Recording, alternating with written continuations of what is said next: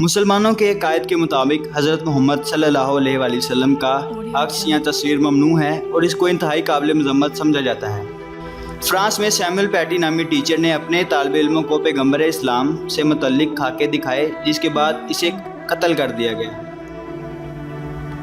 Video शुरू करने से पहले चैनल पर नए आने वाले दोस्तों से गुजारिश है कि चैनल को सब्सक्राइब कर दें और बेल के आइकन को प्रेस कर दें ताकि नए आने वाली वीडियोज़ आप तक बआसानी पहुँच सकें।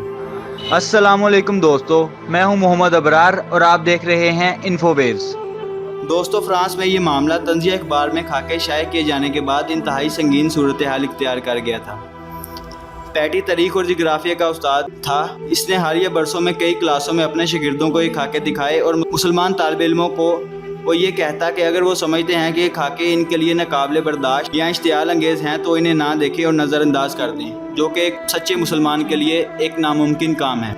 इस वाक़े के बाद फ्रांस की हुकूमत ने पेरिस में इस मस्जिद को बंद करने का हुक्म दिया, जहां से गुस्ताख रसूल को जहन्नम वासिल किए जाने वाली वीडियोस सोशल मीडिया पर पोस्ट की गई थी। दोस्तों, पुलिस ने चीचनिया से ताल्लुक़ रखने वाले 18 साला मर्द मुजाहिद नौजवान को गोली मारकर हलाक कर दिया, जिसका नाम अब्दुल्ला शीशान बताया जाता है। इस नौजवान का बज़ाहिर स्कूल या मकतूल टीचर से कोई ताल्लुक़ ना था।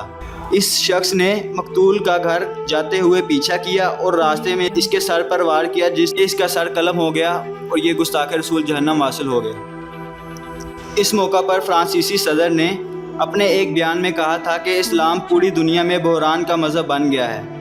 इसके जवाब में तुर्की के सदर उर्दुगान ने इस बयान के मुतल्लिक एक खिताब के दौरान फ्रांस के सदर के बारे में कहा कि इस शख्स को इस्लाम और मुसलमानों से मसला क्या है, वो अपना दिमागी इलाज करवाएं। इस बयान के बाद तुर्की और फ्रांस के दरमियान हालात बहुत ज़्यादा ख़राब हो गए।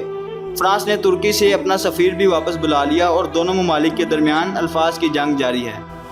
तो दोस्तों, इस गुस्ताख रसूल पर कमेंट सेक्शन में लानत ज़रूर करें और अपने पक्के सच्चे मुसलमान होने का सबूत दें। शुक्रिया।